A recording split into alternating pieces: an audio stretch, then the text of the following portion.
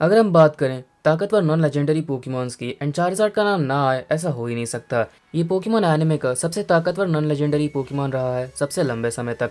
बिल्कुल अंत में गैलार्जियन में इसकी जगह पिकाचू ने ले ली मास्टर रेड के फाइनल बैटल के बाद। और सिर्फ इतना ही नहीं, पूरी पोकेमॉन एनिमे के अंदर चार्जार्ड ने काफी सारे अनब्रेकेबल रिकॉर्ड्स बनाए हैं। एंड ना सिर्फ एनिमे के अंदर बल्कि ओरिजिन्स एंड जनरेशंस में भी चार्जार्ड ने ऐसे काफी सारे काम किए हैं जो कि कोई आम पोकेमॉन नहीं कर सकता। सो क्या आपने कभी सोचा है कि सबसे ताकतवर चार्जार्ड किसका है पूरी पोकेमॉन वर्ल्ड में, या फिर पोकेमॉन वर्ल्ड में सबसे ताकतवर चार्जार्ड ट्रेनर्स कौन हैं? आज की वीडियो में मैंने गिने चुने 5 ट्रेनर्स को लिया है इस कॉन्टेस्ट के लिए एंड इन्हीं में से हम देखेंगे कि टॉप 5 स्ट्रॉन्गेस्ट चार्जार्ड ट्रेनर्स कौन हैं। एंड यस, इस वीडियो के अंदर मैं जो कुछ भी कहूंगा वो कोई ऑफिशियल रैंकिंग नहीं बल्कि मेरा पर्सनल ओपिनियन है। सो ऑफेंड होने की कोई जरूरत नहीं है। तुम अपनी टॉप 5 स्ट्रॉन्गेस्ट चार्जार्ड की लिस्ट कमेंट सेक्शन में शेयर कर सकते हो। सो चलो फिर बिना किसी देरी के आज की इस वीडियो को स्टार्ट करते हैं। Closed doors, I'm a fool for your love.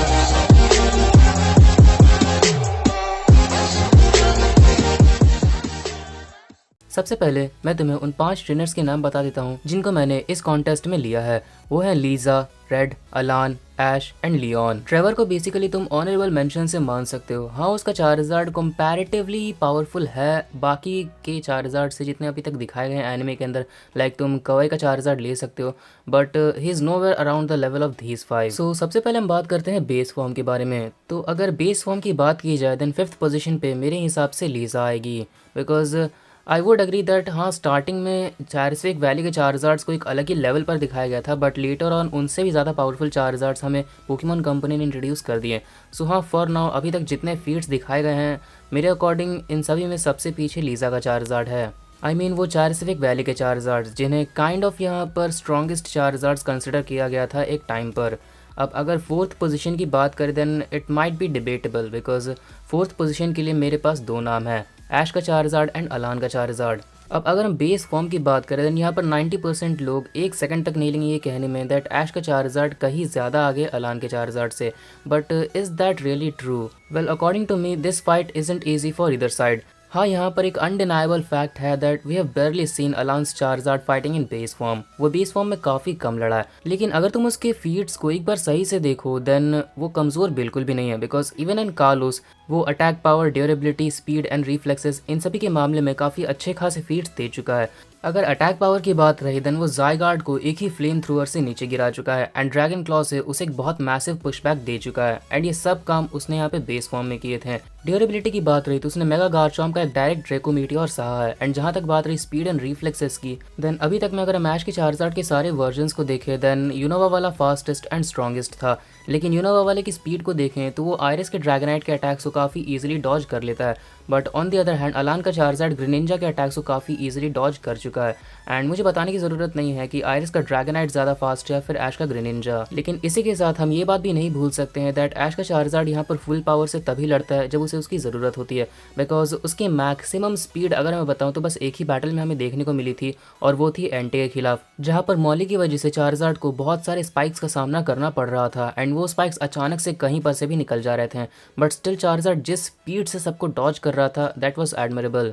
और वो भी तब जब उसने चारसिविक वैली में अपनी ट्रेनिंग जस्ट स्टार्ट की थी, उसने अपनी आधी ट्रेनिंग तक नहीं की थी। सो या वी कैन अज्यूम दैट ऐश का यूनोवा वाला चार्जार्ड जिसने अपनी पूरी ट्रेनिंग कंप्लीट कर ली थी वो अपने फुल स्पीड पर अलान के चार्जार्ड से ज़्यादा फास्ट होगा। बट स्टिल हम इस बात को डिनाई नहीं कर सकते दैट अलान के चार्जार्ड ने भी स्पीड के मामले में फीट्स दिए हैं। And now this might be controversial, लेकिन मेरे हिसाब से भले ही जर्नीज के अंदर अलान के चार्जार्ड के मेगा फॉर्म को बहुत कमज़ोर दिखाया गया है बट आई वुड से कि उसके बेस फॉर्म को पहले से ज़्यादा ताकतवर दिखाया गया था बिकॉज उसने एक शॉट में रिलाबूम को हरा दिया था। और ये वही रिलाबूम है जिसने चैंपियन डायंथा के 4 पोकेमॉन्स को अकेले हराया था। प्लस उसने सरफिश एंड ड्रैगनाइट जो कि ऐश के बहुत पावरफुल पोकेमॉन्स हैं उन दोनों को बैक टू बैक हराया है और उसके बाद ड्रेकोविच से भी काफ़ी अच्छी फाइट लड़ी थी। सो हाँ, ऐसे रिलाबूम को एक शॉट में उड़ा देना this is no joke at all. But considering the fact that Rillaboom यहाँ पर पहले से ही लड़ चुका था अलान के चेस्नॉट से, जिसे हम अंडर एस्टिमेट बिल्कुल भी नहीं कर सकते हैं बिकॉज अगर लियोन के रिलाबूम के खिलाफ सबसे अच्छा कोई लड़ा है तो अलान का चेस्नॉट ही है। बिकॉज बाकी पोकेमॉन्स तो यहाँ पर बस उसके बेस फॉर्म के खिलाफ लड़े हैं, अलान का चेस्नॉट लेकिन लिटरली रिलाबूम के पीक स्ट्रेंथ पर मतलब उसके जी मैक्स फॉर्म में उससे लड़ चुका है और बिल्कुल अंत तक लड़ गया था।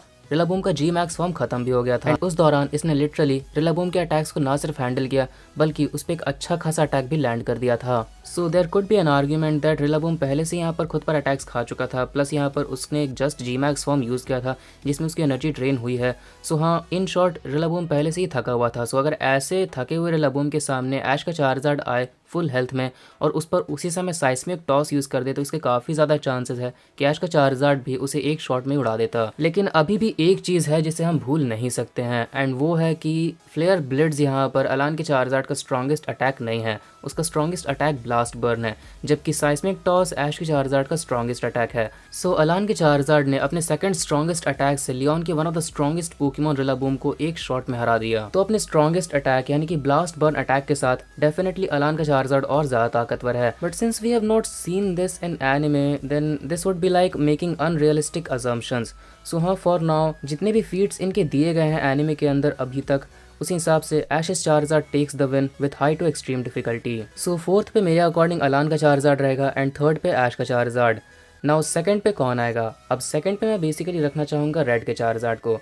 Now what makes me think that Red का चार्जार्ड ऐश एंड अलान के चार्जार्ड से ज़्यादा ताकतवर है, because there is a solid argument against this that Red के चार्जार्ड ने अभी तक जितने भी फीट्स दिए हैं वो सब पोकेमॉन ओरिजिन्स में दिए हैं, एंड पोकेमॉन ओरिजिन्स या फिर पोकेमॉन जनरेशंस सब गेम्स पर बेस्ड हैं। वेल देखो, मैंने यहाँ पर शुरू में ही कहा था कि मैं पोकेमॉन वर्ल्ड का स्ट्रॉन्गेस्ट चार्जार्ड चुनने वाला हूँ, ना कि पोकेमॉन एनिमे का। एंड जस्ट बिकॉज यहाँ पर रेड के चार्जार्ड ने ये सारे फीट्स पोकेमॉन ओरिजिन्स में दिए हैं जो कि गेम्स पर बेस्ड हैं, we can not neglect all those feats like that, क्योंकि एनिमे के अंदर भी काफी बार गेम्स का लॉजिक यूज हुआ है and we have considered it as legal. Paul का टॉटेरा सिंथियाई गार्चॉम्प पर फ्रेंजी प्लांट सिर्फ इसलिए लैंड कर पाया क्योंकि Cynthia Garchomp giga impact use करने के कारण अगले टर्न तक रिचार्ज हो रही थी। बैरी का एम्पोलियन भी इलेक्टिव वायर के थंडर अटैक को इसलिए डॉज नहीं कर सका क्योंकि वो हाइपर बीम यूज करने के कारण अगले टर्न तक रिचार्ज हो रहा था। उसके बाद इन्फर्निप को फ्लेयर ब्लेड्स का रिकॉइल लगना या फिर एनिमे के अंदर एबिलिटीज का असर दिखाना या फिर यहाँ पर ये दिखाना कि ड्रैगन डांस यूज करने से किसी का अटैक स्टैट रेज हो गया है, ये सब कुछ गेम्स का ही लॉजिक है। फ्लिंट के इन्फर्निप एंड लियोन के चार्जार्ड की फाइट मोस्टली गेम्स की लॉजिक पर ही बेस्ड थी, and even one of the most important battles of master 8 Diantha versus Lance की बैटल यहाँ पर अंत में गेम्स की लॉजिक के बेसिस पर ही डिसाइड हुई, जहाँ पर ड्रैगनाइट गार्डिवोर के खिलाफ बस इसीलिए हार गया क्योंकि वो हाइपर बीम यूज करने के बाद अगले टर्न तक रिचार्ज हो रहा था एंड हिल नहीं सकता था, एंड मौका देख के डायंथा ने उसी समय मून ब्लास्ट मार दिया। And we have considered all of these scenes legal. हमने एक बार भी नहीं बोला दैट यहाँ पर डायंथा गेम्स की लॉजिक के कारण यहाँ पर लैंस के खिलाफ जीत गई थी, इसीलिए ये लीगल नहीं है एंड किसी भी फाइट या कंपैरिजन में इसको कंसिडर करना गलत है। या फिर पॉल का टॉटेरा यहाँ पर गेम्स के लॉजिक के कारण सिंथियाई गार्चॉम्प पर फ्रेंजी प्लांट लैंड कर पाया था। इन्फर्निप को भी फ्लेयर ब्लेड्स यूज करने के बाद चोट इसलिए लगती है क्योंकि उसे फ्लेयर ब्लेड्स का रिकॉइल लगता है। ऐश के ड्रैगनाइट की भी attack stat dragon dance use करने से इंक्रीज हो जाती है, एंड ये सब गेम्स का लॉजिक है एंड इसीलिए ये लीगल नहीं है एंड किसी भी कंपैरिजन में इसे कंसिडर करना गलत है। सो हाँ, गेम्स का लॉजिक पोकेमॉन एनिमे के अंदर भी यूज होता है, बिल्कुल पोकेमॉन ओरिजिन्स की तरह, एंड जब भी यूज होता है we consider it as fair and square. Now you might argue कि अगर ऐसी बात है तो तुमने अलान के mega Charizard X and Leon के बेस चार्जार्ड की फाइट को आज तक कभी फेयर क्यों नहीं कंसिडर किया? वेल, उसका सीधा सा आंसर है कि इन दोनों की फाइट में गेम्स का लॉजिक कहीं पर भी यूज नहीं हुआ था, जिसे मैं अपनी इन दोनों वीडियोस में काफी डिटेल में बता चुका हूँ, स्पेशली पार्ट 2 में। तो अगर तुम ये जानना चाहते हो तो इन दोनों वीडियोस को चेकआउट कर सकते हो। So with all these evidences हम रेड के चार्जार्ड के सारे फीट्स को निगलेक्ट नहीं कर सकते हैं जो कि उसने ओरिजिन्स में हासिल किए जस्ट बिकॉज वो गेम्स पर बेस्ड हैं। एंड रेड के चार्जार्ड के फीट्स डेफिनेटली बेस में ऐश एंड अलान के चार्जार्ड से ज्यादा है, एज उसने जियोवानी के राइडॉन से लेकर ब्लू के ब्लास्टॉयज तक को हराया है, एंड लेटर ऑन वो तीनों लेजेंडरी बर्ड्स मोल्ट्रस, ज़ैप्डोस और आर्टिकुनो उन तीनों को हरा देता है, एंड अंत में वो म्यूटो के खिलाफ भी कुछ देर तक टिक गया था। सो हाँ, सेकंड पर मेरे अकॉर्डिंग रेड का चार्जार्ड आएगा, एंड नंबर 1 पर वी ऑल नो लियोन का चार्जार्ड है, क्योंकि चाहे हम बात करें पावर लेवल की या फिर फीट्स की या फिर बैटल रिकॉर्ड्स की, तीनों में लियोन का चार्जार्ड इन तीनों से काफ़ी ज़्यादा ऊपर है। विथ फिनोमिना शायद यहाँ पर लियोन के बेस चार्जार्ड को बाकी चार्जार्ड मैच कर सकते हैं, लेकिन बिना किसी फिनोमिना के जस्ट बेस फॉर्म में यहाँ पर लियोन के चार्जार्ड से लड़ना मौत को दावत देने जैसा है, बिकॉज तुमने पिकाचू के बैटल के अगेंस्ट देखा ही होगा कि वो किस लेवल तक जा सकता है। सो ये थी मेरी टॉप 5 स्ट्रॉन्गेस्ट चार्जार्ड की लिस्ट इन बेस फॉर्म। 5th पोजीशन पर लीसा का चार्जार्ड, 4th पे अलान का चार्जार्ड, 3rd पे ऐश का चार्जार्ड, 2nd पे रेड का चार्जार्ड एंड नंबर 1 पे लियोन का चार्जार्ड। हाँ, यहाँ पर रेड के चार्जार्ड एंड ऐश के चार्जार्ड की पोजीशंस काइंड ऑफ इंटरचेंजेबल है, बिकॉज ऐश के चार्जार्ड ने भी एक लेजेंडरी बर्ड आर्टिकुनो को हरा रखा है, वो भी तब जब उसने सिर्फ अपनी आधी ट्रेनिंग ही कंप्लीट की थी, लेकिन रेड के चार्जार्ड ने तीनों लेजेंडरी बर्ड्स को हरा रखा है। सो हाँ, इसी के कारण यहाँ पर इन दोनों की पोजीशंस काइंड ऑफ इंटरचेंजेबल है, लेकिन हाँ, अलान की चार्जार्ड की पोजीशंस इन दोनों के साथ इंटरचेंजेबल नहीं है, बिकॉज जैसा कि मैंने पहले कहा, given by his limited feats in the anime it would be like creating unrealistic assumptions. So हाँ, अगर तुम्हें ऐसा लगता है दैट ऐश का चार्जार्ड यहाँ पर सेकंड पर आना चाहिए एंड रेड का चार्जार्ड थर्ड पे, it's completely fine as in दोनों की पोजीशंस काफ़ी हद तक इंटरचेंजेबल है। सो गाइस, यही थी मेरी लिस्ट टॉप 5 स्ट्रॉन्गेस्ट चार्जार्ड्स के बारे में। नेक्स्ट वीडियो यानी कि पार्ट 2 में हम फिनोमिनास के साथ सारे चार्जार्ड्स की रैंकिंग को डिस्कस करेंगे। तुम अपनी टॉप 5 चार्जार्ड्स की लिस्ट इन बेस फॉर्म कमेंट सेक्शन में शेयर कर सकते हो। तो चलो फिर आज के लिए बस इतना ही। अगर वीडियो पसंद आया हो तो प्लीज़ लाइक कर देना एंड चैनल पर पहली बार आए हो तो प्लीज़ सब्सक्राइब भी कर लेना ऐसी पोकेमॉन के अमेजिंग वीडियोस देखने के लिए एंड सब्सक्राइब करके नोटिफिकेशन बेल को ऑन कर देना ताकि तुम मेरी लेटेस्ट वीडियोस से नोटिफाइड रहो। And finally, thanks for watching. I could show you how to defeat the now.